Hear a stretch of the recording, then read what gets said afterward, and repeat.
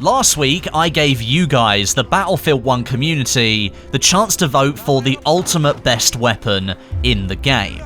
And this video will list the top 3 from that poll. And of course, this brings an end to my best weapon series as well. I've really enjoyed making this series, having direct influence from my viewers and the wider Battlefield community on every single video. You guys were controlling all of the outcomes. I'm going to try and do some more of that in the future.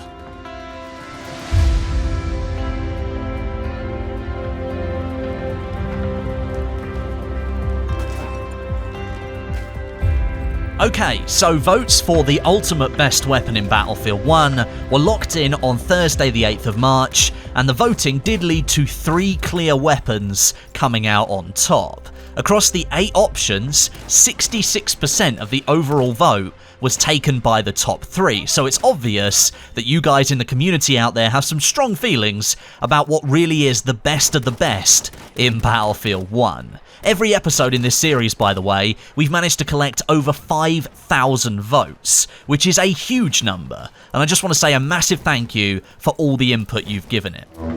Okay then, coming in at number 3, we have a rifle from the Scout class. It's dominated the battlefield since the game launched, and I don't see anything else taking its place from DLCs or even weapon rebalances. With 1,210 votes and 20% of the poll, third place goes to the SMLE rifle.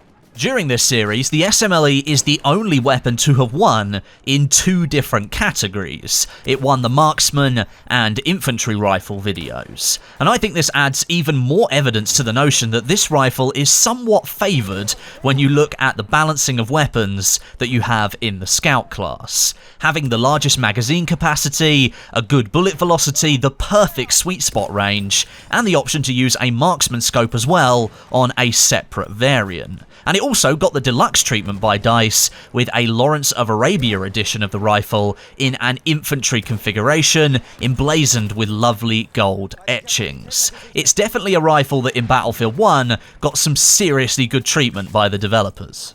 Of the 2 variants that won their respective videos, I'm more inclined to use the marksman variant because of that scope. That alone is enough to start hitting more shots at range, being more accurate in general, and beyond that being more precise to land shots either to the upper torso or the head. And I'm hoping I've managed to capture some good gameplay in the background for this video so I can show you that precision.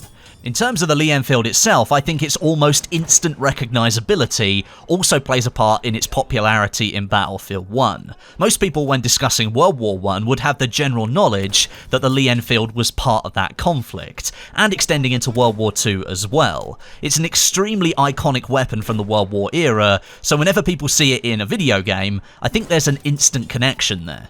And despite all the other bolt-action rifles that have been added to Battlefield 1 since the launch of the game in those subsequent DLCs, I'd say there's still no rifle that's as versatile and as adaptable as the Lee Enfield. It might be geared towards mid-range combat from a Scout player's perspective, but if you have the ability and the skill, that marksman scope gives you a chance at landing headshots at much greater ranges. As I've said countless times before in other videos, Battlefield 1's map sizes in general are smaller than previous titles in the franchise, so a 200-meter headshot is a rarer occurrence now. But there are still maps like Empire's Edge, St. Quentin's Scar and others that will allow longer range shooting to come into play, and there the SMLE still competes and offers you more power at mid-range when you need it.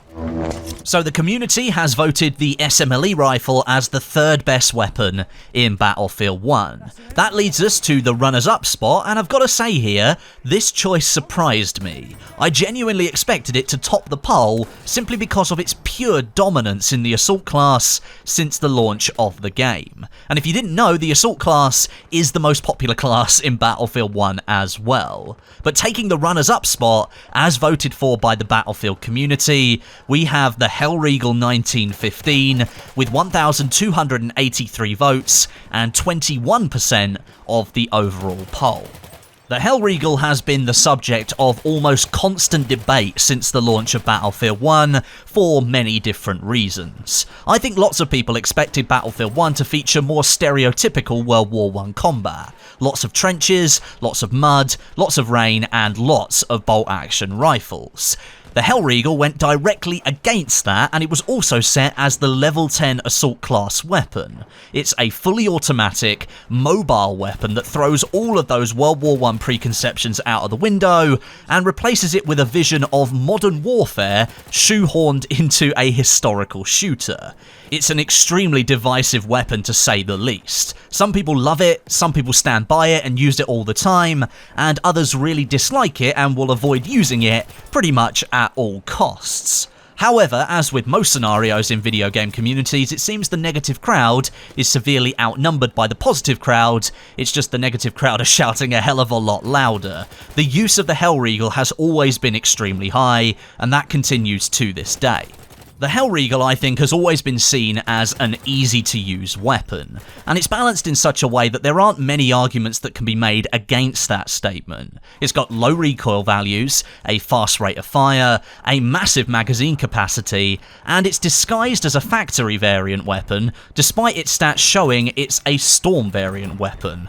Confusing, I know, but that gives reason to the weapon's low recoil. And of course there's a defensive variant which has a 120 round magazine and a bipod. When used correctly, that thing can absolutely destroy enemies.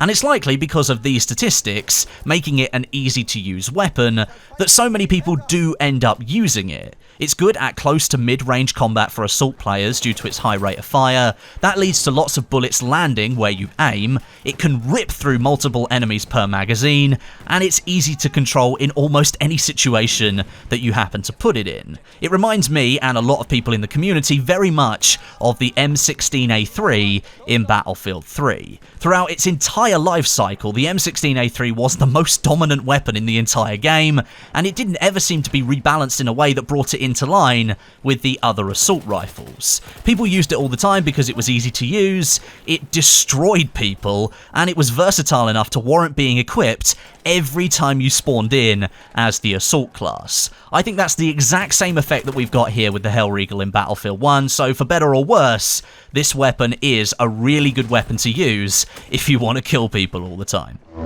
So the community has voted the Hellriegel as the second best weapon in all of Battlefield 1. What does that leave as the best weapon then?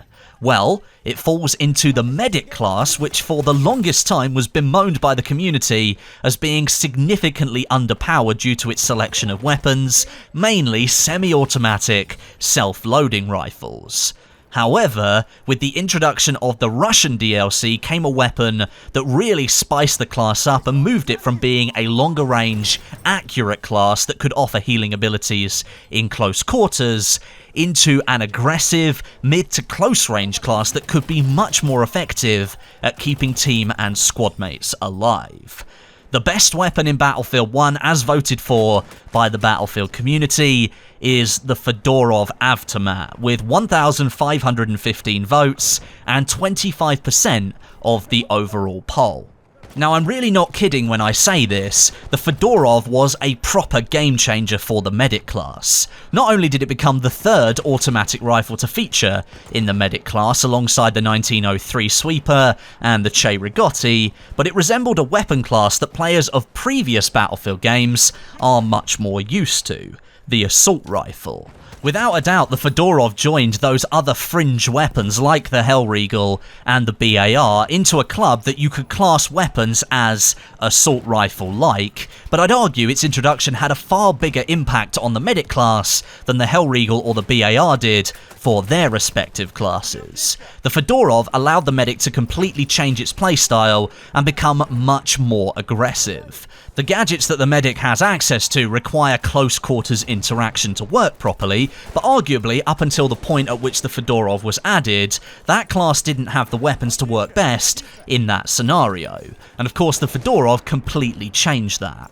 Beforehand, a medic would probably need to clear a zone before moving in to try and heal or revive a teammate, due to their rifles working best at longer ranges. The Fedorov works best at close to medium range, and therefore meant a medic could get stuck into the action and become far more impactful while a fight is happening, as opposed to having to wait to finish the fight first of all. If you can revive a player and get them back fighting for your team, you might be able to swing the situation in your team's favour.